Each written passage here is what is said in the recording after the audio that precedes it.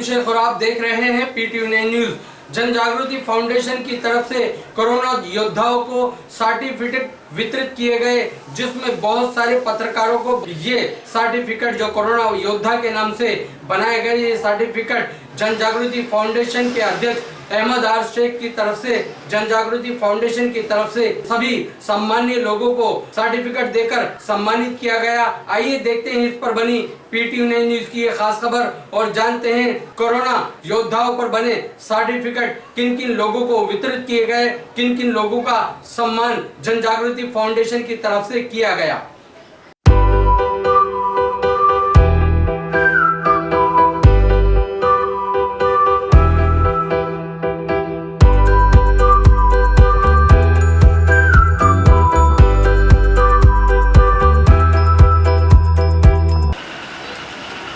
जन जागृति फाउंडेशन की तरफ से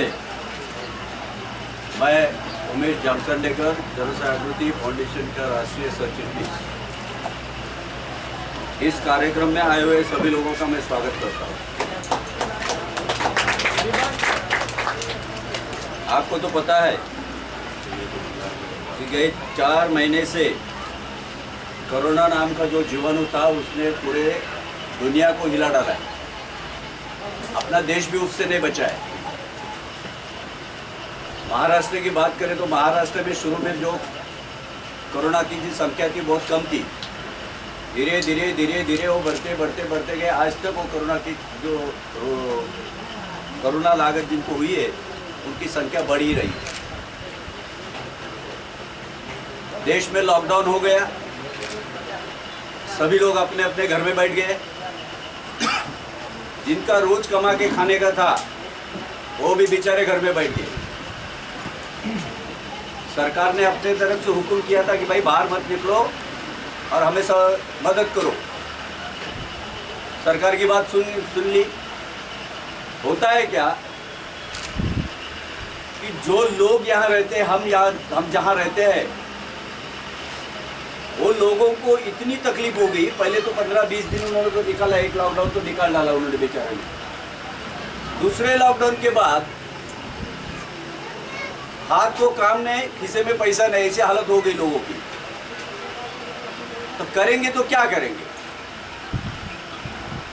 ऐसे हालत में बहुत से लोग थे, जैसे NGO वाले हैं, कोई पार्टी के लोग हैं, कोई अपने सोशल वर्कर हैं, ऐसे सभी लोग एक दूसरे की मदद करने बाहर निकले। और इसकी वजह से थोड़ी सिचुएशन जो थी वो थोड़ी सी हल्की हो गई। मैं ऐसा नहीं कह रहा हूँ कि सबका जो हमको देना है वो पूरा हो गया है, लेकिन जितनी मदद कर सकते उतनी मदद करने का सभी ने बीड़ा उठाया था और सभी ने मदद की है। ऐसे जो लोग थे जिनको दूसरों की चिंता रहती है हमेशा, ऐसे लोग जो रहते हैं वो समाज में काम करते हैं। ऐसे काम करने वाले समाज के जो लोग रहते हैं वो पीछे रहते हैं, उनको कोई पूछता नहीं है। जन जागृति फाउंडेशन के हमारे जो अध्यक्ष है अहमद शेख भाई,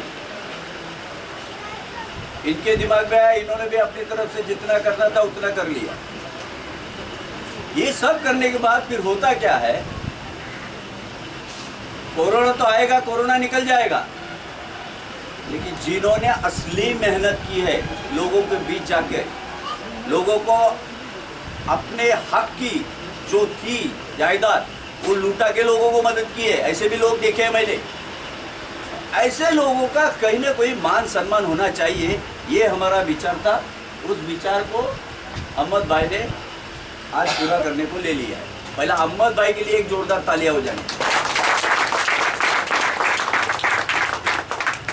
धन्यवाद अहमद भाई, आपने काम करने का मौका लिया, मुझे बोलने का मौका दिया, इसके लिए मैं धन्यवाद बोलता हूँ। बहुत से पत्रकार भाई बंधु यहाँ आए हुए हैं,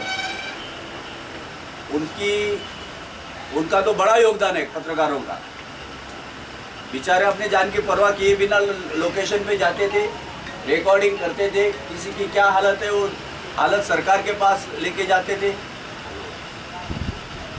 तो ऐसे लोगों को सम्मानित करना ये हमारे समाज सेवी संस्था के हिसाब से हमारा धर्म है और हम करना चाहते हैं।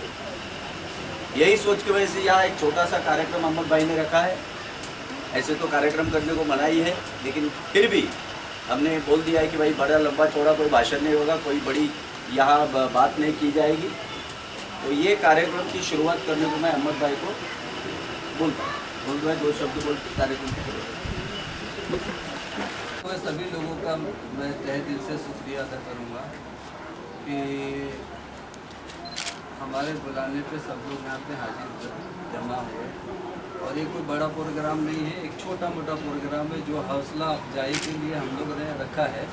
जैसे पत्रकार दोस्त है उनके लिए, और जो हमारे फाउंडेशन के लोग हैं जिन्होंने अपनी जान की परवाह किए बगैर लोगों की मदद के लिए घर से बाहर निकले ऐसे महामारी के दौर में। इसीलिए हम लोग ने एक छोटा सा प्रोग्राम रखे कि उन लोगों की हौसला अफजाई हो जाए कि आगे भी वो लोग अगर इस तरह का कोई आपदा है, कोई तकलीफ हो, कोई परेशानी आए तो उसमें वो एक दूसरे की मदद कर सके। इसीलिए मैं सभी लोगों का धन्यवाद करूंगा और ज़्यादा क्या बोलूँ, तो हमारे सर बोल चुके हैं। धन्यवाद।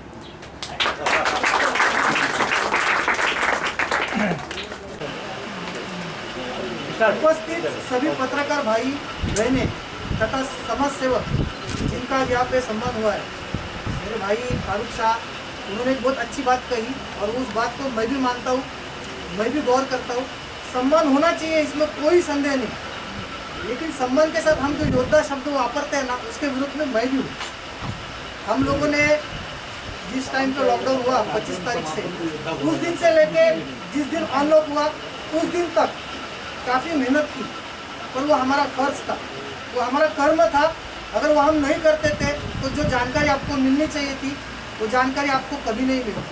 और आप सभी को आज मैं एक बात यहाँ पर इस मंच पे कहना चाहता हूँ, कल हमारे वसई विरार में जो आय समिति है वहाँ पे अपने विरोधी पक्ष नेता नगर परिषद के प्रवीण दरेकर जी आए और उन्होंने सारे जो अपक्ष थे विपक्ष थे उनको साथ में बिठाकर डैशबोर्ड की तैयारी की। अब ये डैशबोर्ड क्या होता है, मैं आपको, ये जो एरिया है ये स्लम एरिया है और इस एरिया में अगर कोई कोरोना पॉजिटिव होता है तो उसको काफ़ी दिक्कत उठानी पड़ती है। अभी मैंने देखा यहाँ पे आने तक तो आपके यहाँ पे पहुँचने के लिए रास्ता भी नहीं है। तो अहमद भाई से मैं ये निवेदन करता हूँ कि आप जैसे लोग इस जगह से जुड़े हैं तो आप सरकार से इन सभी को इसके लिए भी मदद करो। और अहमद भाई के बारे में अगर मैं बोलूँ तो जिस वक्त लॉकडाउन हुआ था उस वक्त हमारी टीम नायगांव में एक आश्रम में पहुंच गई थी जहां पे पेंगेश के नाम पे कुछ स्टूडेंट रहते थे और वो बेचारे लॉकडाउन होने की वजह से जब तक उनके जेब में पैसे थे 200-300 रुपया उन्होंने खर्चे किए। जो खाना लेने के लिए वो नायगांव से भाईंदर तक ट्रेन से चलकर जाते 2 दिन 3 दिन 4 दिन उन्होंने किया। जब उनके पैसे खत्म हो गए 2 दिन वो भूखे थे।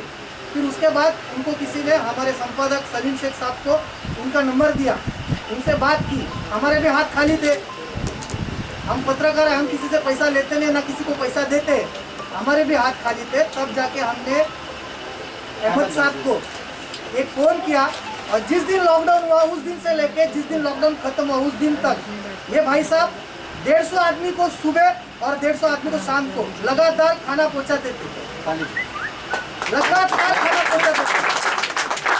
ना ये किसी सरकारी कार्य में जुड़े हुए हैं ना किसी पार्टी से ये बिलोंग करते हैं। अगर एक बंदा 70 से 80 आदमी को एक फ़ोन पे खाना दे सकता है तो असली मायने में योद्धा इनको कहना चाहिए, क्योंकि इन्होंने खाना ही नहीं दिया है तो उनका योगदान इतना बढ़िया था कि जो योगदान की आज लोगों को ज़रूरत थी। और मैं आप सभी से निवेदन करता हूँ, ज़्यादा नहीं बोलूँगा, कि कोरोना बीमारी गई नहीं है, वो पहले से ज़्यादा हमारे ऊपर हावी हो चुकी है। अगर हम 3 दिन का आंकड़ा देखेंगे तो 3 दिन लगातार 100 के आंकड़े के ऊपर ये जो पेशेंट है ये बढ़ रहे। इसका मतलब महामारी हमारे घर तक पहुंच गई है। तो आप सभी से निवेदन है कि जो सरकार ने आपके लिए, सभी के लिए जो गाइडलाइंस दी है उसका आप आदेश का पालन कीजिए, सोशल डिस्टेंस रखिए, मास्क रखिए। जो छोटे बच्चे हैं उनको घरों में ही रखो, जो बुजुर्ग है उनको घरों से बाहर निकलने मत दो। आपकी इम्यूनिटी पावर अगर अच्छी है तो आप बच सकते हो, लेकिन आपके घर में अगर बुजुर्ग है, बच्चे हैं, तो वो बीमारी उन सभी का जान लेने की कमी नहीं करेगी। और वसई विरार की एक बहुत ही बात उभर कर सामने आई है, यहाँ पर 8% से भी ज़्यादा डेथ का जो आंकड़ा है वो आ रहा है, 4 मर रहे, 10 मर रहे, 11 मर रहे, ऐसे लोग मर रहे हैं। तो आप सभी से यही निवेदन है कि ठीक है, आप लोगों ने हमारा सम्मान किया, हमको अगर योद्धा समझते, इनको योद्धा समझते, तो आप सभी से निवेदन है कि जो गाइडलाइंस गवर्नमेंट ने आपको दी है उस गाइडलाइन का पालन करो। और वसई विरार महानगर पालिका ने आप सभी के लिए डैशबोर्ड की तैयारी की चुकी है। अगर कोई भी इंसान अगर बीमारी से जूझ रहा है तो उसको खाली वसई विरार महानगर पालिका के हेल्पलाइन को फ़ोन करना है, एम्बुलेंस आपके घर पे आएगी और आपको सुविधा देगी। जय हिंद, जय महाराष्ट्र।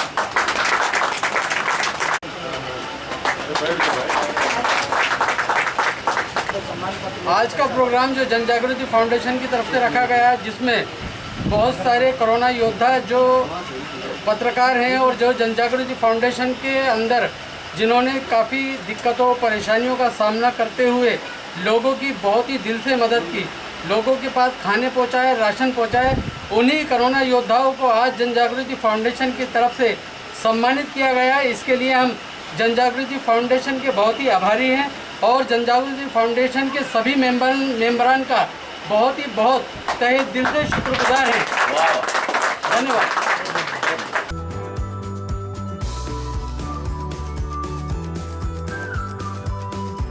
नाम यहाँ जो आज नहीं है और यहाँ उनके सर्टिफिकेट पड़े हुए हैं, तो उनको घर तक पहुँचाने की तो जन जागृति फाउंडेशन की तरफ से व्यवस्था की जाएगी। PTU9 न्यूज़ देखने के लिए शुक्रिया। जल्द मिलेंगे ऐसी ही अगली खबर के साथ, तब तक के लिए इजाज़त।